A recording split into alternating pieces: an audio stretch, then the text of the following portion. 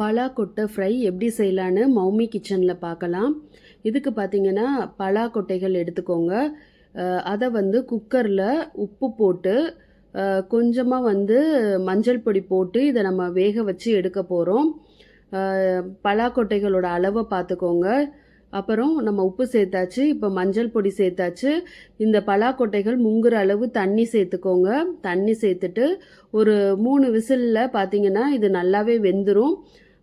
இப்போ இதை நம்ம வேக வச்சு எடுத்துக்க போகிறோம். இப்போ ஒரு 3-4 விசிலில் இதை வந்து ஓப்பன் பண்ணி பார்த்தோன்னா உங்களுக்கு வந்து பலாக்கொட்டைகள் வந்து நல்லா வெந்திருக்கும். இதோட தோலெல்லாம் வந்து நல்லா க்ளீன் பண்ணி எடுத்துட்டு நம்ம வந்து இதை ஒரு அளவாக வந்து கட் பண்ணி எடுத்துக்க போகிறோம். நீங்கள் இப்படி தோல் எடுத்தாலே இது வந்து அழகாக வந்து உறிஞ்சு வந்துடும். இப்போ இதை எந்த சைஸ்க்கு நம்ம கட் பண்ணிக்கலாங்கிறதையும் நான் காமிக்கிறேன்.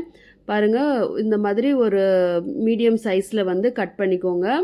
இப்போ இதை வந்து கட் பண்ணி தனியாக இருக்கட்டும். இப்போ நம்ம ஃப்ரை எப்படி பண்ணலான்னு பார்க்கலாம். ஃபஸ்ட்டு பார்த்தீங்கன்னா ஒரு பேனில் எண்ணெய் ஊற்றிக்கோங்க.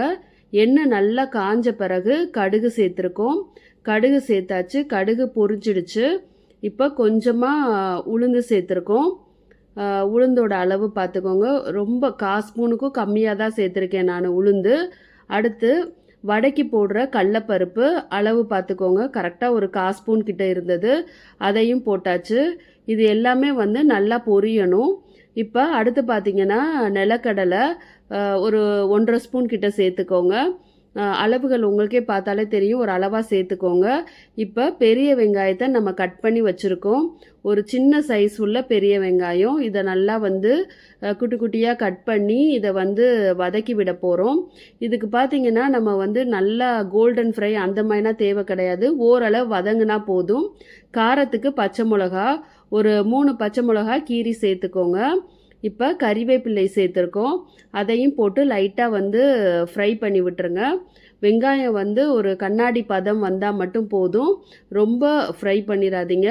இப்போ இதுக்கு வந்து நம்ம உப்பு போட்டிருக்கோம். பலாக்கொட்டைக்கு வந்து நம்ம அதை வேக வைக்கிறப்பயே வந்து உப்பு போட்டிருக்கோம். இப்போ இந்த இதை வந்து கட் பண்ணி வச்சுருக்க அதை வந்து நம்ம இதோட சேர்த்தாச்சு. சேர்த்துட்டு லைட்டாக வந்து ஒரு ஃப்ரை பண்ணிடுங்க. ஃப்ரை பண்ணிட்டிங்கன்னா உங்களுக்கு கரெக்டாக இருக்கும். ஏன்னா உப்பு நம்ம பிரித்து தான் சேர்த்துருக்கோம். இப்போ இதை நல்லா ஃப்ரை பண்ணி விட்டாச்சு. இப்போ இதுக்கப்புறம் பார்த்தீங்கன்னா நம்ம வந்து தேங்காய் துருவல் வந்து சேர்க்க போகிறோம். இந்த பலாக்கொட்டை ஃப்ரை வந்து சாப்பிட்றதுக்கு ரொம்பவே நல்லா இருக்கும்.